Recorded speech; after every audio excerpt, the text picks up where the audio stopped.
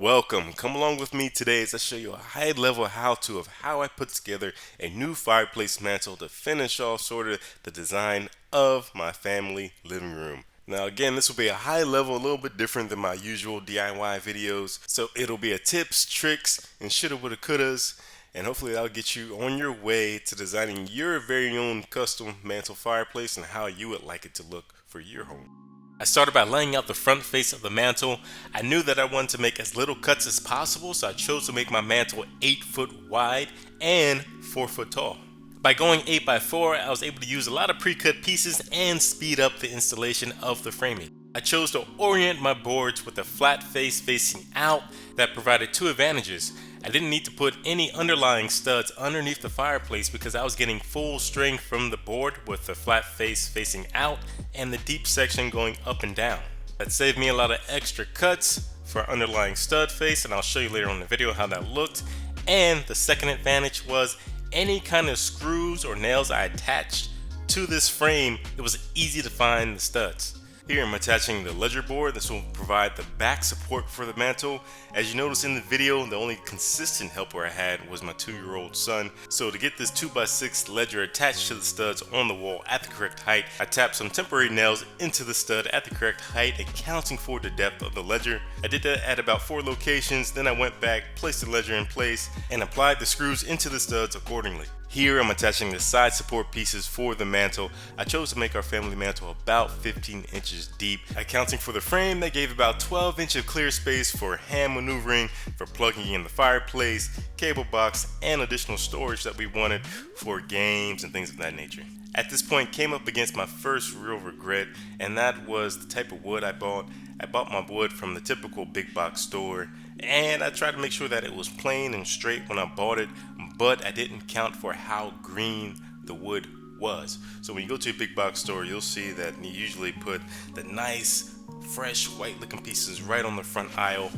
You don't want to buy those pieces because those are fresh cut, they're very moist still, and they'll dry out. When they dry, they'll start to twist. So that's what happened with my wood. It started to twist as it dried, and my frame started to get out of whack. So when I actually attached it to the ledger, I had to go and do a little bit of maneuvering and twisting to get it just straight how I wanted it. With the frame pretty much attached to the wall in place, now I began to frame out the actual support for the fireplace. This is the bottom support I'm tapping into place. Given my helper is easily distracted, I chose to use some temporary wood pieces and some nails, again of course, to support the bottom timber piece in place while I screwed it to the frame. Taking some confirmation measurements here just to make sure that I have the correct opening for the fireplace. As I mentioned earlier, I'm placing the support boards vertically, the deep side vertically. That way I'm getting the strength of the board in the direction that the weight of the fireplace will be acting. This will save you tons of wood because you won't have to place support studs underneath the bottom support timber piece. Here's just a quick montage of the remainder of the framing for the fireplace. And if you're doing this install solo, note that clamps are your best friend when making sure that wood pieces stay in place and are straight, and make sure you use that level to keep everything nice and straight as well. Next, I'm applying an OSB facer panel onto the fireplace mantle. Now this step is not mandatory. You don't need to put this if you're putting some type of shiplap facing as I am later in the video.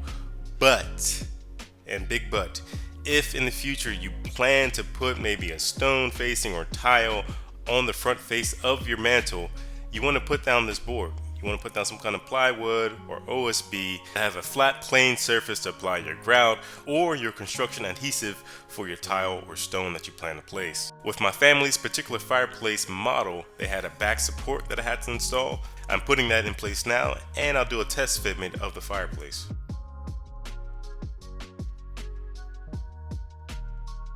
I chose to go with a panelized shiplap system for the facade of the mantle. My wife and I agreed that it provided the look that we were wanting, and it made the install faster.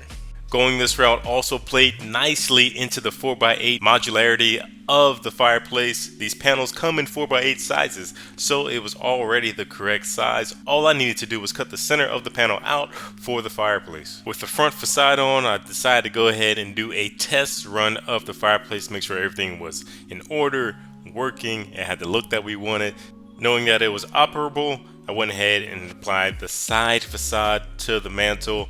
Now I wanted it to be flush with the wall, so I went ahead and cut out the side trim pieces, but I only needed to cut the width of the actual panel. So that saved me a lot of cutting, a lot of hassle. I take that little piece out, fit in the trim, and everything is flush for the install. My wife and I chose to go with a tile for the top of the mantle. We chose to go with white tile with a white grout. I do have down below in the video description a full video on how I applied the grout for this particular tile. With the tile completed, I did the finishing touches to the mantle, and that was painting the mantle and also caulking all the joints. I use a nice silicone white caulk for the joints. That way, if there's any movement in your house, you won't see any spaces between your mantle and your wall. Also, inevitably, there will be some joints and some open spaces in your mantle as you're putting this together, and that caulking will close all those up and make it look nice and clean. With using the taping technique for your caulking, it makes the joints come out real clean.